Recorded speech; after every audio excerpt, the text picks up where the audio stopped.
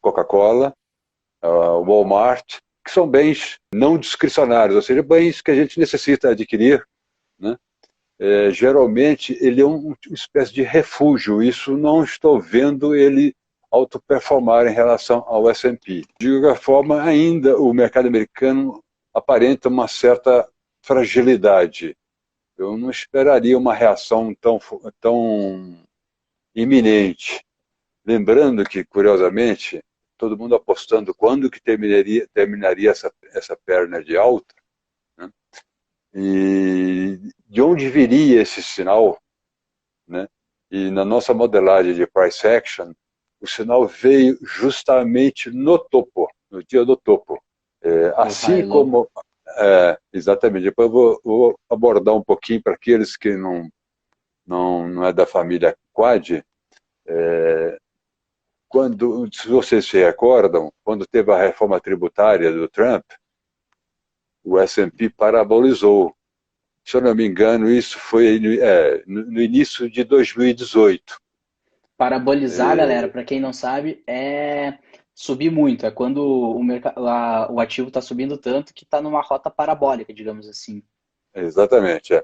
No dia do topo, de novo, esse mesmo indicador acusou.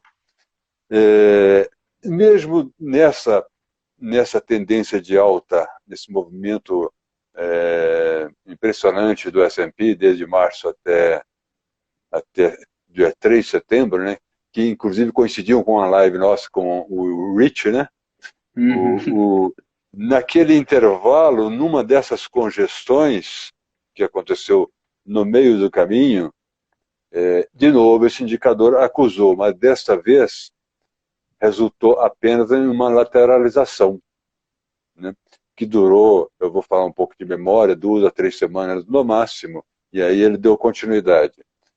É o que eu sempre falo, você não tem nenhum indicador que é o santo graal. Ele indica, olha, aqui já tem sinais de extrema euforia. Agora, é como se ele dissesse para você, não me pergunte quanto vai cair, não me pergunte quando vai ser retomada a tendência, né? Geralmente o padrão é quando ele surge, que em algum momento o mercado tenta visitar o topo anterior. Isso aconteceu lá na reforma tributária, agora recentemente, inclusive não só visitou, como ultrapassou, né? E justamente no dia 3 de setembro ele veio e assinalou. O que às vezes me surpreende bastante é o que eu nunca sei da onde virá o sinal. Então você tem que ficar atento, né? Ele pode vir na forma de um DCA clímax, que é um dia de consenso de alta, clímax. Isto aconteceu no topo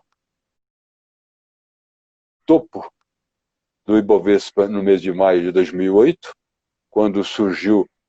Primeiro teve um DCA que eu chamo no dia em que a Standard Poor's elevou os títulos soberanos do Brasil para o grau de investimento, né? Pode perguntar, pô, mas o mercado não teria antecipado isso? Olha, aquele evento parece que não era esperado por muitos, não, a não ser os insiders. Tanto é que ele teve uma alta no dia bem robusta, coisa do tipo, olha, eu não me lembro o percentual, mas de 5 a 10%. Não me lembro. O, ainda subiu mais umas 2 semanas e não tinha mais nada a precificar, porque o mercado americano já estava, o bear market já tinha tido início no dia 11 de outubro de 2007, né? Uhum. Nesse caso, surgiu 2 DCAs. Quando a base de um DCA, que é um dia de consenso de alta, é violada, aí é problema. Voltando a esse indicador que eu comentei, que é o high-low, a gente pega a carteira do S&P, pega a carteira do Ibovespa, ele funciona muito bem nessas duas carteiras, e ao longo do tempo eu aprendi, eu Toda vez que o padrão se confirmava, eu o elevava no ranking de importância. Até então, o indicador de price action mais importante era o dia de consenso de alta. Ele podia indicar não só o nascimento de uma forte reação, né, positiva, bem como seu esgotamento. Mas com o tempo eu fui aprendendo, e a gente está sempre aprendendo com o mercado e com os nossos indicadores, que esse high-low é o percentual de papéis, a diferença entre o percentual de papéis que faz nova máxima dentro de um certo intervalo, né, deduzido do percentual que fazem novas mínimas. E eu uso duas frequências, uma mais curta e uma mais longa. Lembrando que lá fora esse indicador é muito utilizado, mas sem a eficácia desses que a Quad o emprega. Lá eles usam uma frequência única praticamente, que são de 252 semanas, que é um ano. Esse indicador pouco diz, na verdade. Agora, esse que é usado pela Quad, num intervalo mais curto, que então uma frequência mais elevada, e um intervalo um pouquinho mais longo, na verdade, são três vezes maior do que o intervalo do mais curto, né? Quando os dois atingem um percentual muito elevado de papéis que fizeram máxima naqueles dois intervalos, aí você pode começar a pensar na hipótese de proteger sua carteira, né? E isso aconteceu no topo do S&P.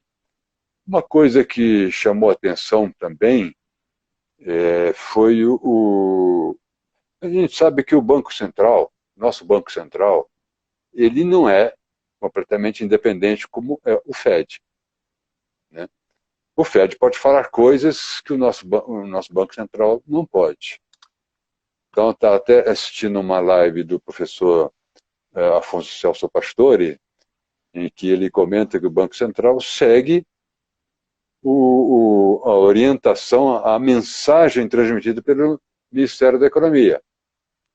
Então, ele não é totalmente independente. Então, eles inventaram essa de forward guidance, que é uma orientação para os próximos meses, né, uma orientação futura, mas que dessa vez parece meio que falhou redondamente, por ele não se, talvez, se ele fosse totalmente independente, o comunicado seria um pouco mais conservador. Aliás, alguns esperavam isto, e não veio. E veio, inclusive, eles mantiveram a porta aberta para uma nova redução. O que seria um comentário conservador para o pessoal que...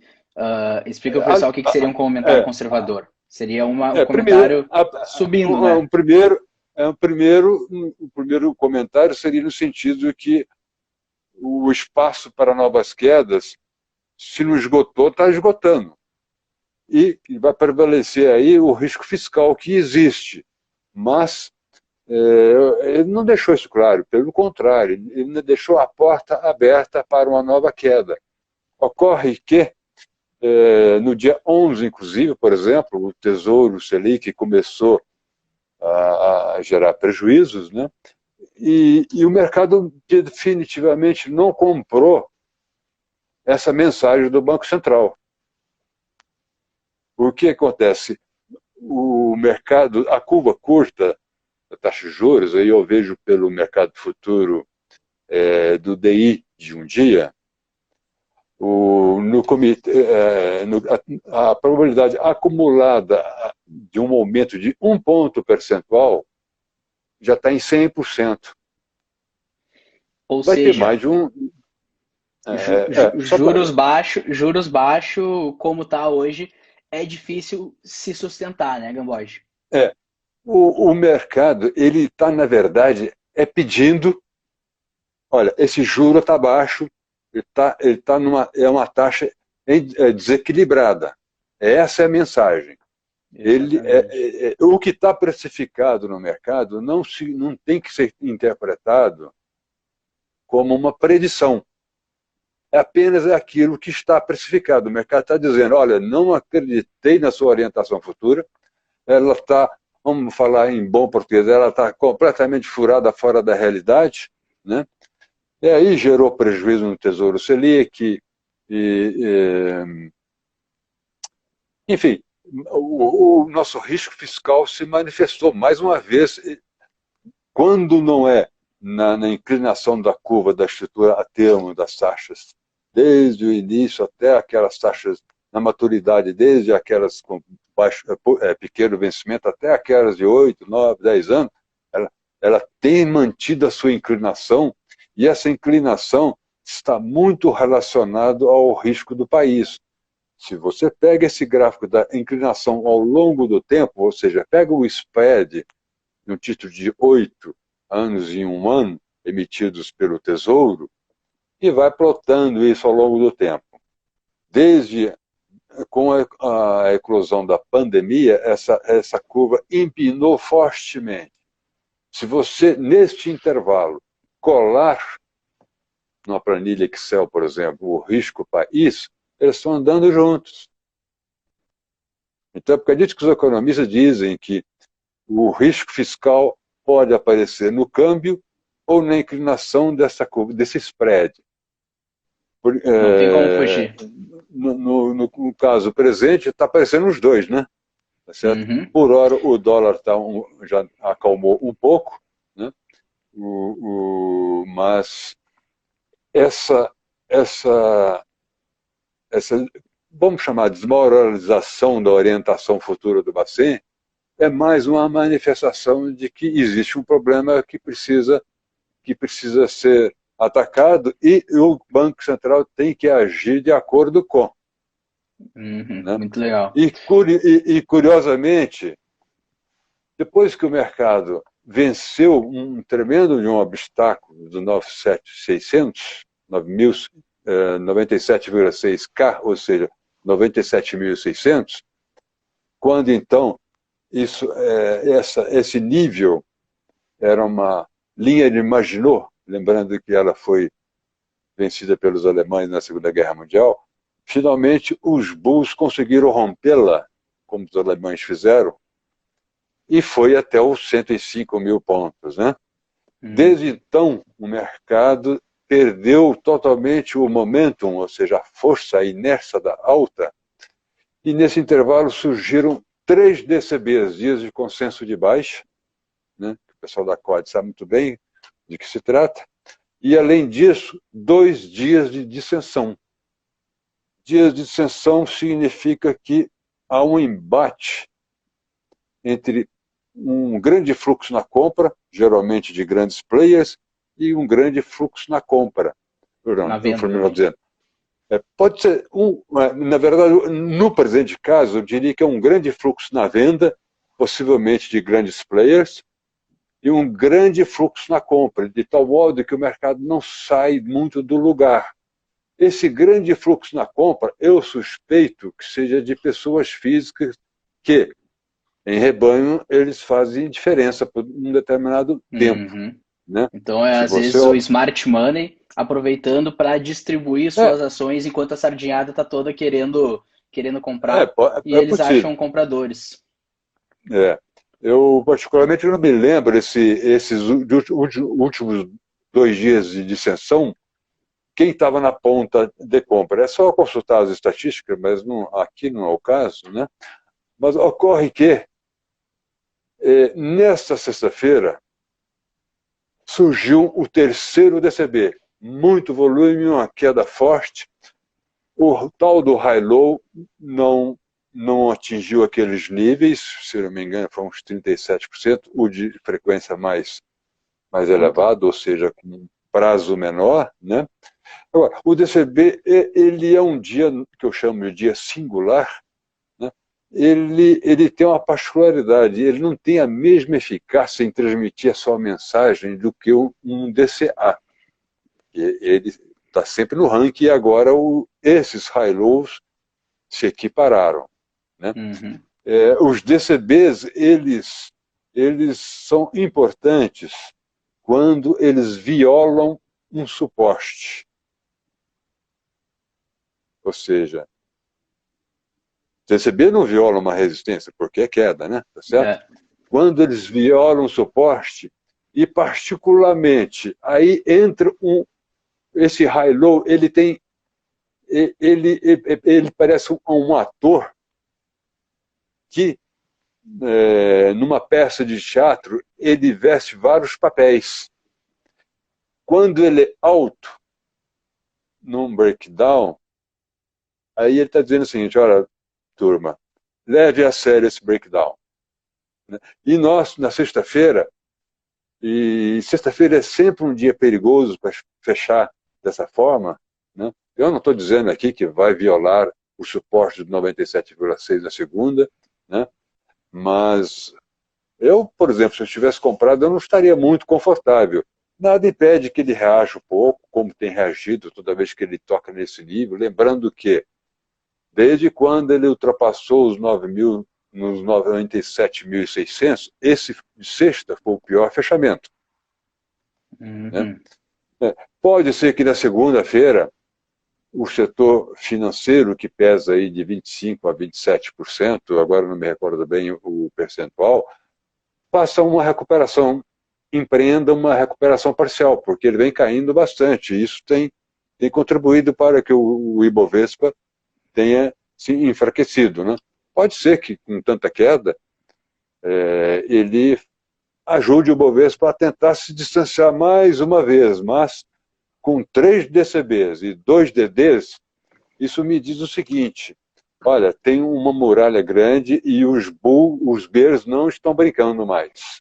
Eles estão socando na venda. Gradativamente socando as suas posições e deixando essa ordem comprar, porque também, se eles querem sair, e assim é que se faz o que os technicians chamam de distribuição, né? Estão distribuindo as suas carteiras. Querem tomar, toma. Não vou bater forte agora, porque senão o mercado desaba. A porta é estreita, tanto na entrada quanto na saída. Então não vamos bater forte, né? Mas só que chega num ponto que não dá mais. A coisa fica meio escancarada. Então, o que vai acontecer na segunda-feira, eu não sei, mas se eu tivesse comprado, eu não estaria muito tranquilo não. Pessoal, Em resumo, o risco tem aumentado. Esse é o ponto. É o ponto que a Quad sempre foca. A gente só focamos no risco, na probabilidade de perder dinheiro. Para mim, isso é o que importa. Se o risco ele está assimétrico, fique fora. Aguarde que o mercado, em algum momento, vai te dizer: olha, entra agora. Né? Então, pessoal, é o ponto. A gente... Diga, eu vou mostrar um gráficozinho aqui para vocês. Então, a gente não conseguiu inserir o gráfico aqui direto na live, porque com 2 pessoas não dá para botar a imagem na tela. Mas eu vou mostrar a tela do meu computador aqui com um gráfico super importante. Está sendo um presente que a gente está dando isso abertamente aqui para vocês, que é o gráfico dos dias notáveis atualizados. Então, é o gráfico do algoritmo do Gamboge para a gente ver a atuação do Smart Money no mercado, se o Smart Money está comprando, se ele está vendendo. E junto com outro indicador muito importante, que é o Range Low, que ele também nos mostra divergências baixistas, e com ele, às vezes, a gente consegue ver que o sinal está indo para queda ou para alta, né? Antes disso, vou mostrar aqui para vocês, então. Olha aqui, galera, estou com o gráfico dos dias notáveis aberto. Aqui é o gráfico do Ibovespa, né? Vamos ver uma coisinha. Oi. Diga, Gamboge. Não, continua. Eu vou abrir o meu laptop, porque eu não estou enxergando ele bem, então eu vejo aqui pelo meu laptop. Espera aí, só um segundo. Tá, beleza. Pode ver por aí, mas eu vou explicando pro pessoal aqui. Não precisa ficar olhando o gráfico aí no laptop também, certo. Só se quiser. Pessoal, aqui vocês podem ver que era o Ibovespa ali em janeiro, fevereiro, nas máximas históricas. Ó, no caso aqui, é quando ele estava em 119 mil pontos. Olha o que aconteceu. Ó, vamos até ver aqui, ó, 2020, fevereiro. Vocês estão vendo aqui. Olhem como o Smart Money começou a socar na venda aqui com o Ibovespa no topo. Olha, galera, cada setinha vermelha para baixo significa um dia de consenso de baixa.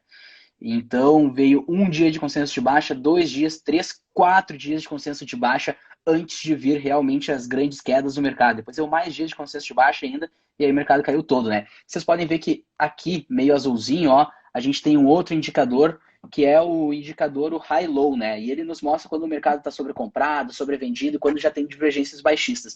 Então, olhem como no início do ano nossos indicadores de price action estavam todos apontando para uma grande queda do mercado.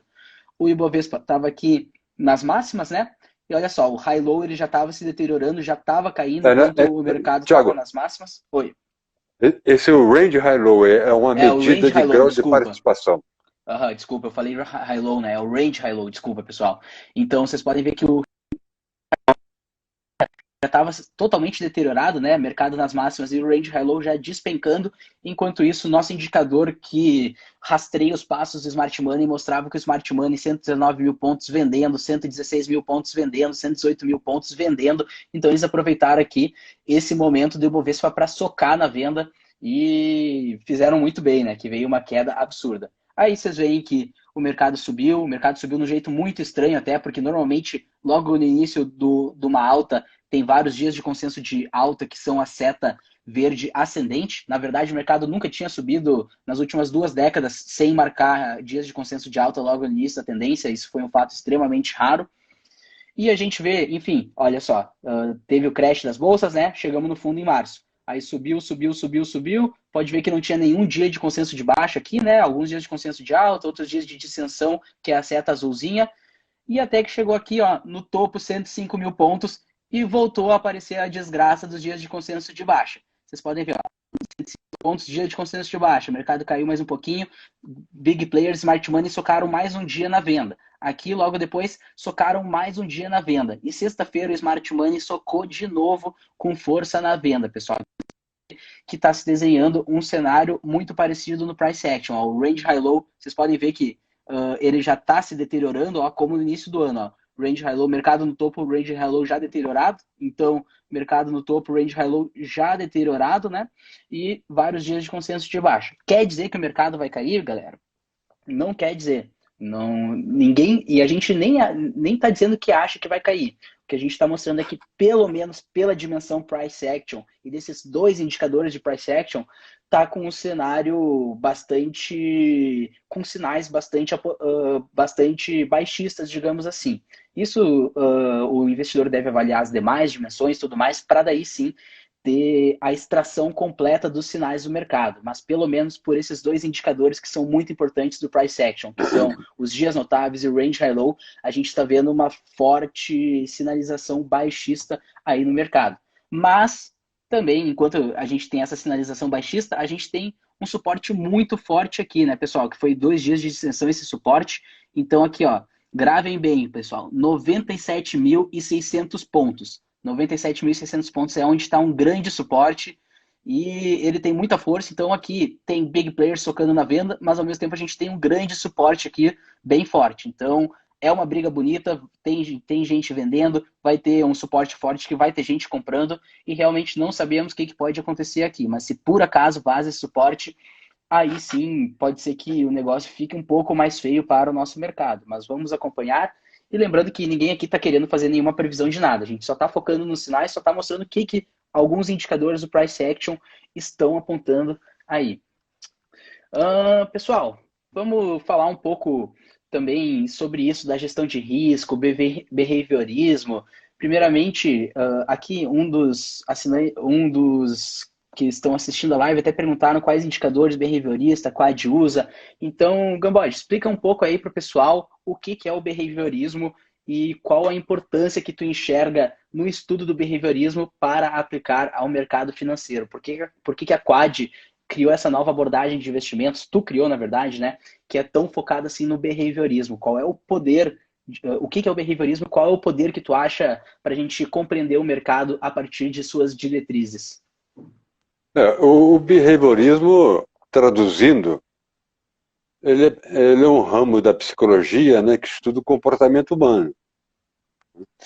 E nós sabemos que o mercado, obviamente, são feitos pelos humanos. E aí está envolvidas as emoções, as fantasias, todos os vieses cognitivos, né? Por mais que a gente tenta afastá-los, às vezes a gente cai em alguma armadilha. Então, você tem que ter muito autoconhecimento e ser o mais objetivo possível, por exemplo, e respeitar os sinais de toda essa modelagem. Para mim, esses sinais, eu não vou contra eles. Isso é uma forma de eu combater os viés econômicos, os viés cognitivos.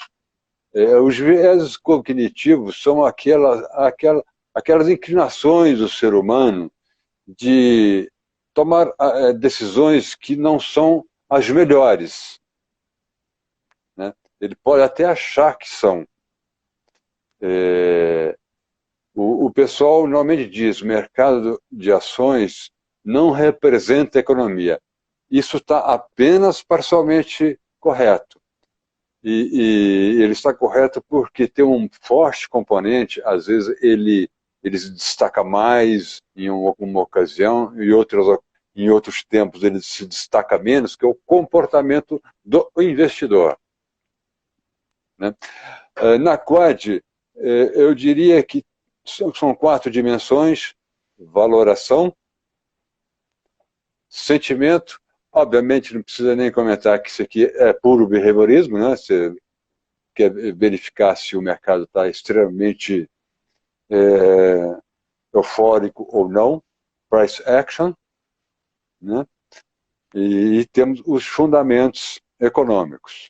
Em todos eles, sem nenhuma exceção, em todas as dimensões, usa-se indicadores behavioristas.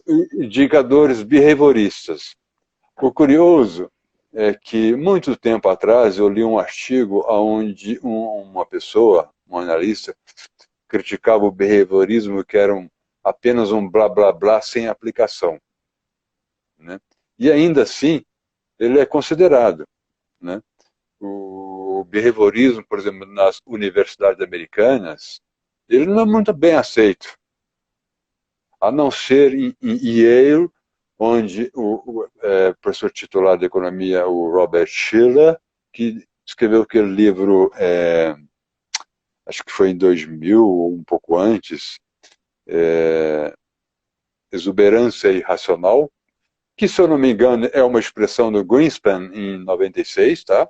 Eu me lembro no dia quando ele cunhou essa expressão, acho que foi num discurso na noite anterior, né?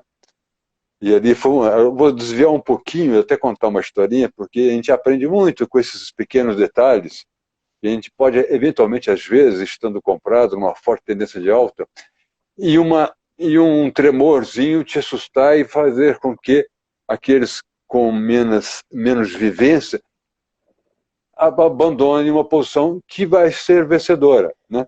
Então, na noite anterior, o Greenspan ele fez um discurso num desses centros de estudo e comentou que o mercado está numa euforia, como é que é a expressão que eu acabei de falar? Enfim, esfuziante. No dia seguinte, o S&P caiu 3%. Aí foi quando eu aprendi que saliva não move mercado. Pode vir um diretor do Fed aí falar alguma coisa forte, se for positiva, pode pode alimentar uma alta, e se for negativa, pode acontecer como aconteceu no dia posterior ao discurso de Alan Greenspan, né? Mas, se aquilo não se traduzir numa política monetária, por exemplo, no caso de uma expressão, de um discurso com conotação negativa, se isso não se traduzir numa política monetária de aperto, o mercado não está nem aí. Aqui só se viu para sacudir um pouco a roseira e foi o que aconteceu. O mercado tocou para cima de novo. Aqueles que venderam naquele susto durante aquele dia, ficou chupando o dedo e teve que correr atrás dos preços, né?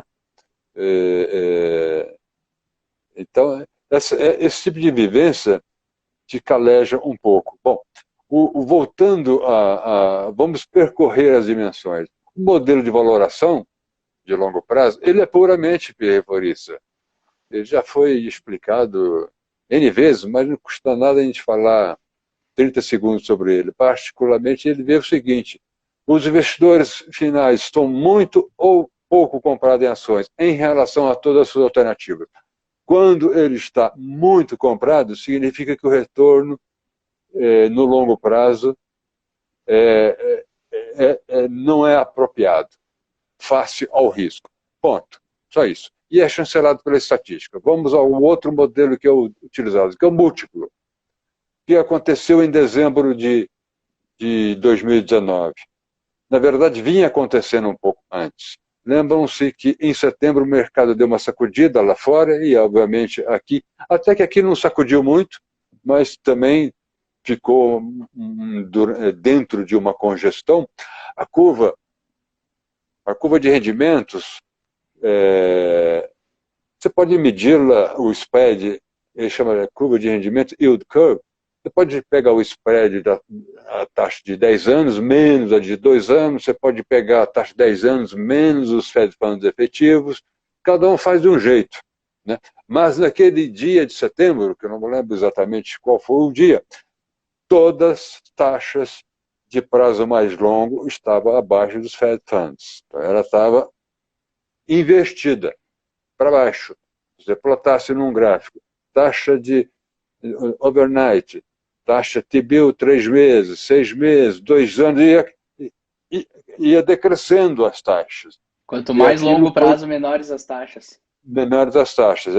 Isso é um grande sinal de que tem algo de errado na economia. Mas parece que o mercado aprendeu um pouco que esse indicador não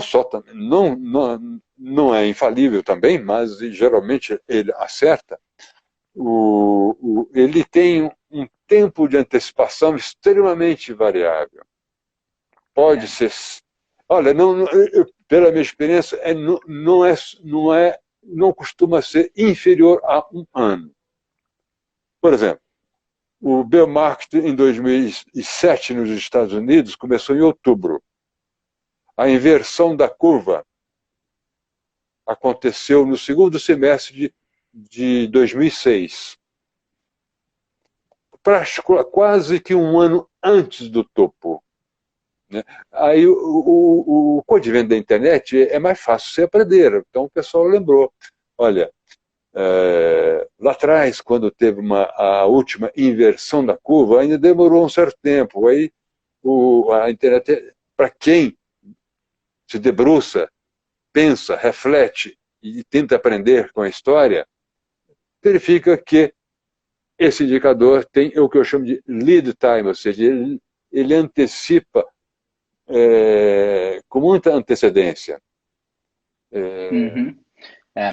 E bastante variável, né? Deixa eu falar para o pessoal só um resuminho do que seria isso que tu está falando aí para quem talvez não é tão por dentro nos indicadores econômicos e tudo mais, que pode acabar boiando um pouquinho. Galera, ele está falando da inversão da curva de juros, que é um fenômeno que acontece quando os títulos de renda fixa de curto prazo estão pagando uma taxa maior do que os de longo prazo, o que é algo que parece assim irracional, né? Porque normalmente o dinheiro ele vale mais no tempo, né? Por exemplo, tu vai emprestar um dinheiro para uma pessoa por 1 ano, aí depois tu vai emprestar um dinheiro para essa mesma pessoa por 10 anos. Quando que tu vai querer cobrar um juros mais caro? Vai querer cobrar um juros mais caro quando vai emprestar por 10 anos, né? Porque a incerteza por 10 anos é muito maior, né, do que 1 ano. Então, normalmente, quanto mais longo os títulos, quanto maior é o vencimento dele, mais ele vai pagar de juros. E, às vezes, acontece um fenômeno que é a inversão da curva de juros, que é quando os títulos curtos começam a pagar rendimentos maiores do que os títulos longos. E esse é um indicador muito importante para a recessão, embora ele não consiga, o lead time dele é longo e variável. Teve recessão que a curva inverteu e daí veio 4 meses depois. Teve recessão que durou que demorou quase 2 anos para vir depois da inversão da curva de juros. Então ele não dá o time para entrar ou sair, mas ele diz que há um problema estrutural muito, muito forte na economia, que provavelmente alguma recessão se aproxima. No ano passado, eu me lembro que 7 das últimas 8 recessões tinham vindo com a inversão da curva de juros alguns meses antes. Ou seja, das últimas 8 recessões, em 7 delas, esse indicador conseguiu anteceder a recessão. E já tinha invertido no ano passado, né? E veio a recessão aí do coronavírus, então, em vez de uma assertividade de 7 de 8 vezes, agora é uma assertividade de 8 de 9 vezes. Então, é um indicador que, infelizmente, a gente não consegue, ele não consegue dizer se é a hora de tu vender as tuas ações, porque ele tem um lead time muito longo, a alta pode continuar por mais alguns bons meses e ter um bom recheio para tirar ainda do mercado, mas ele já mostra, opa, tem algo muito estranho acontecendo aí, provavelmente algum problema estrutural, então vamos ficar de olho, vamos cuidar melhor do price action e tudo mais, porque talvez a gente já tenha que ficar perto da porta de saída do mercado. Pode continuar, Gamboge, desculpa te interromper. Bom, a gente pode apenas voltar um pouquinho na história. Em 1929, a curva se inverteu, 6 meses antes. Eu tenho esse gráfico, eu guardo ele, porque é do Old Fed, o Fed velho, as estatísticas que hoje é muito difícil de se encontrar. Eu guardei carinhosamente no meu arquivo para não perder. Então, ela se inverteu em 1929. E o mercado, a alta, terminou em setembro, né? Aliás, setembro é o mês, outubro é o mês que leva mais a culpa, né? Mas setembro é o mês onde começa, geralmente, as correções, né? Bom, voltando à aplicação do behaviorismo nas dimensões, a Quad tem esses indicadores fruto de sondagens que, com o tempo, a gente foi filtrando os bons, os ruins. No início do aprendizado, eu focava muito aqueles que chamam de indicadores antecedentes compostos, cheios de componentes, itens.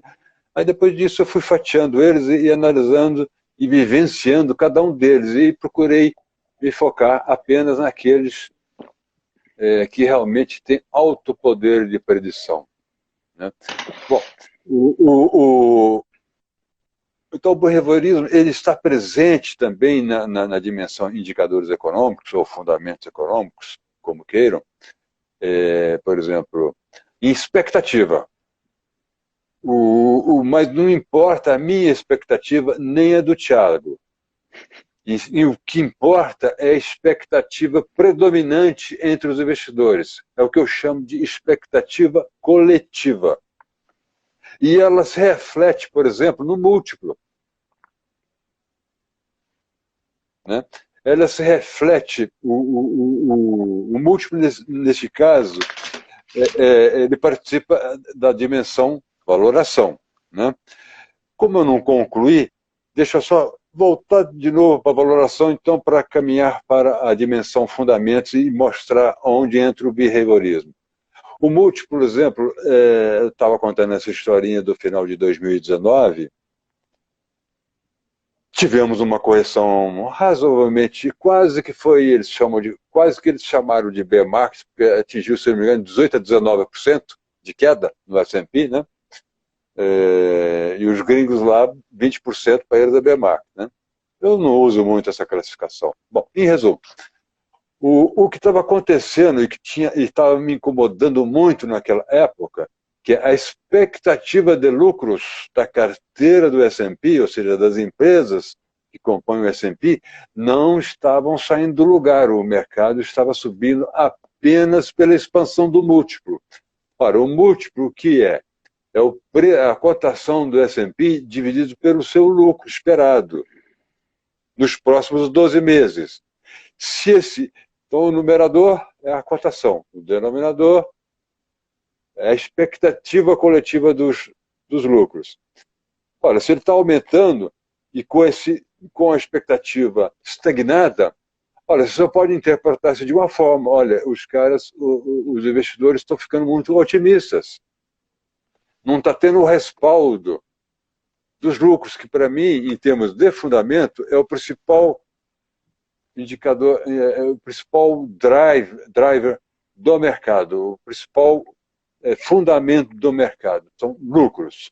Obviamente que política monetária é muito importante, porque quem vai fazer uma aquisição de uma empresa, ele vai ter que partir de alguma coisa, né? Ele vai o fluxo de caixa e descontar, ele vai dar um monte de chute, mas é aquilo que é mais plausível no momento. Então, política monetária é muito importante. E aí depois vem um componente de behaviorismo. Bom, então eu comentei o behaviorismo, ele pega os dois grandes indicadores da dimensão valoração. Agora vamos para os indicadores econômicos, que são a expectativa de lucros, que eu acabei de comentar.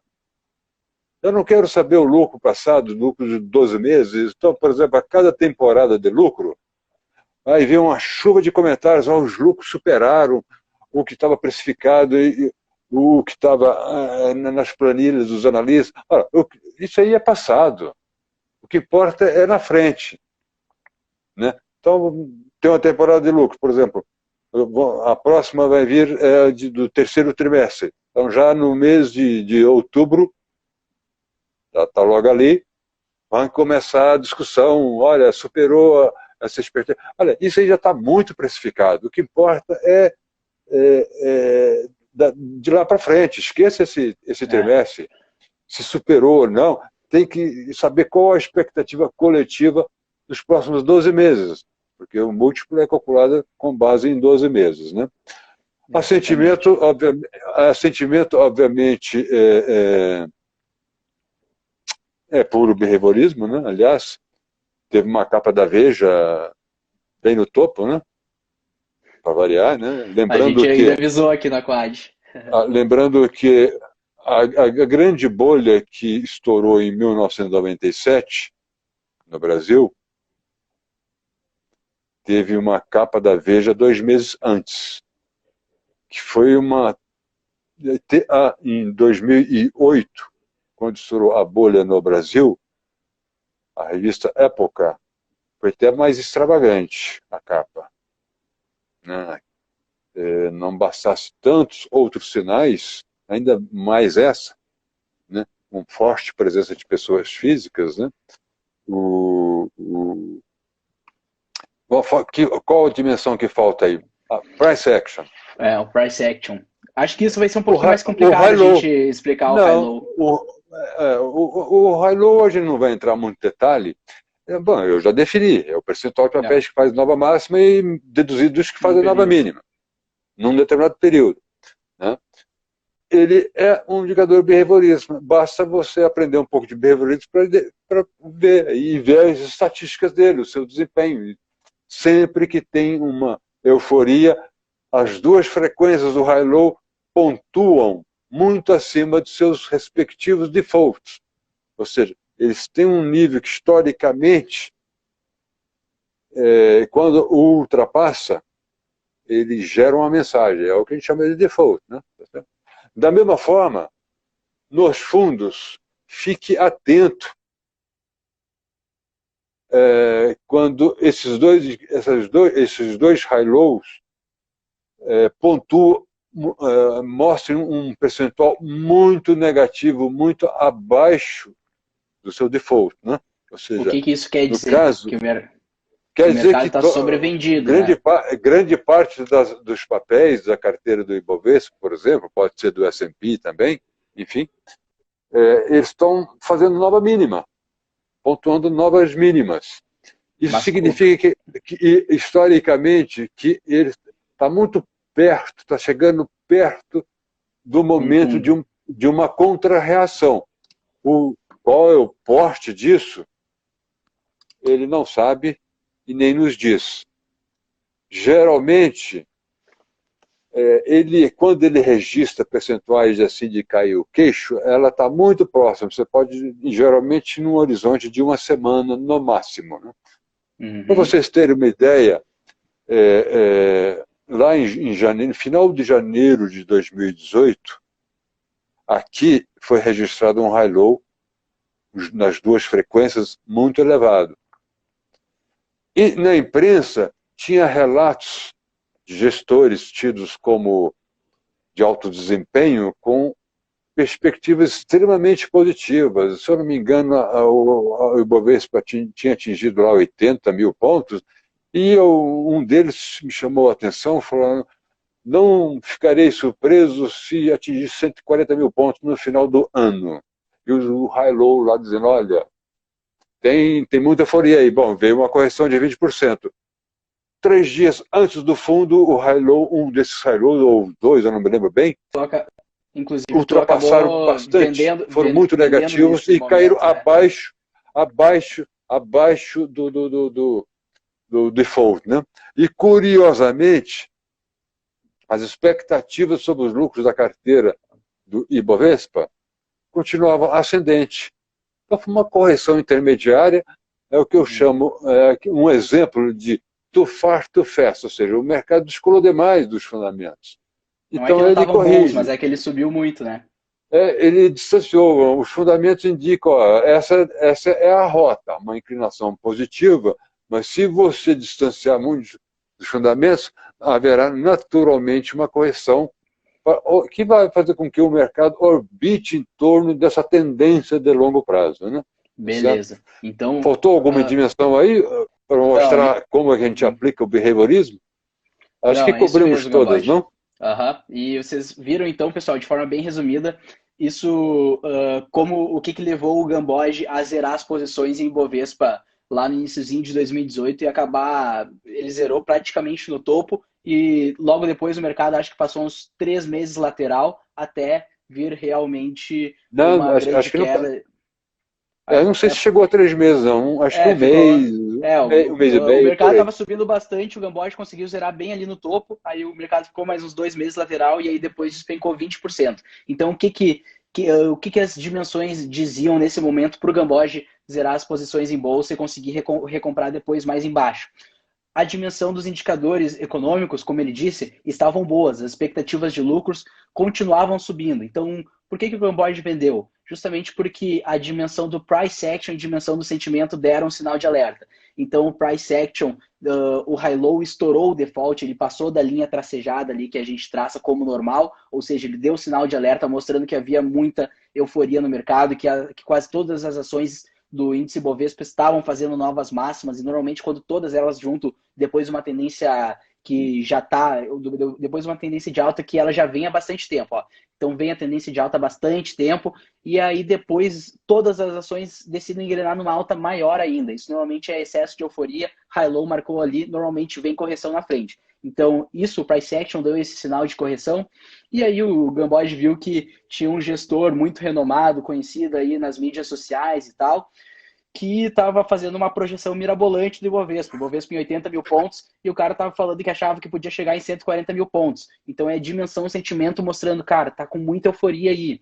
A dimensão sentimento, a gente separa ela ali, quando a gente vai olhar a mídia, tem a mídia não especializada e a mídia especializada. Cara, a mídia não especializada é tipo Veja e tal, e já a mídia especializada a gente tem que olhar com mais cautela, porque ela está sempre falando do mercado, então ela sempre vai estar dando algum sinal positivo ou negativo. Mas quando é um sinal muito forte, quando é uma projeção muito absurda, seja muito positiva ou muito negativa, aí a gente vê que realmente a dimensão sentimento emitiu o alerta. Então, com o Ibovespa 80 mil pontos, um gestor renomado falar que o Ibovespa ia chegar a 140 mil pontos no fim do ano, ia praticamente subir 100%, então o Gamboge já viu, cara, o pessoal está muito eufórico, estão achando que é muito oba-oba, os indicadores econômicos estão bons sim, mas está euforia demais, o mercado tem um fundamento bom, mas o preço está subindo muito rápido, mais rápido que os fundamentos, então provavelmente vem alguma correção, realmente veio, e o Gamboge conseguiu se aproveitar disso para voltar a retornar ao mercado mais abaixo. Lembrando que ele não precisava necessariamente ter vendido as posições, né? Já como os indicadores econômicos continuavam bons e ele via que o bull market ia continuar, que era só alguma correçãozinha,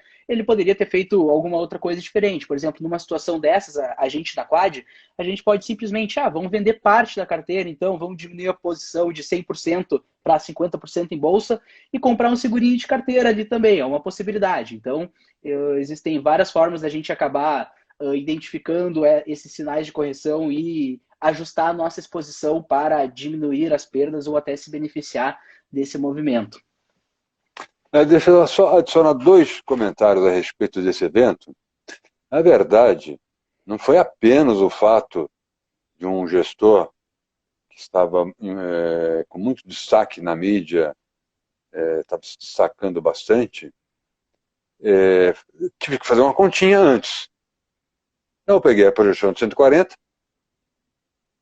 né, e dividi por 80, e no horizonte, como eu sabia que os fundamentos estavam positivos, eu falei, bom, se subir, vamos supor que a expectativa de lucro nesse ritmo chegue a tanto, lá em dezembro. Agora vamos saber qual é o múltiplo que chegaria. O múltiplo furava o teto histórico de uma base que vinha desde 2005. Então não fazia sentido essa projeção, não fazia sentido. Né? Ou seja, não é só escutar uma coisa mirabolante, tem que fazer uma continha também, né? Uhum. E mais uma curiosidade sobre esse high-low, o de baixa frequência, o danado indicou o ponto de compra. Quando ele ultrapassou, ficou positivo acima do default, né? Então, deu para fazer uma boa economia. Obviamente que, nesta época, veja, eu não digo o que eu faço na pessoa física, nunca digo. O que o Thiago disse é o que estava na newsletter anterior. O Gamboge é um pouquinho mais agressivo até com a carteira pessoal dele, às vezes. Que precedeu a Quad. E ali eu defini apenas 3 tipos de operações possíveis para facilitar. Ou compra Ibovespa ou Midcaps, e naquela época nem tinha elencado a terceira linha, né? Ou fica comprado, não fica vendido, não tinha esse propósito. Além do que, era uma newsletter escondida aí, né? Então tinha essa opção de ficar comprado ou zerado. Pessoal, Gamboge, desculpa te... Só, mais nada. Não é nada. Então, não tinha essa opção de comprar put, fazer seguro.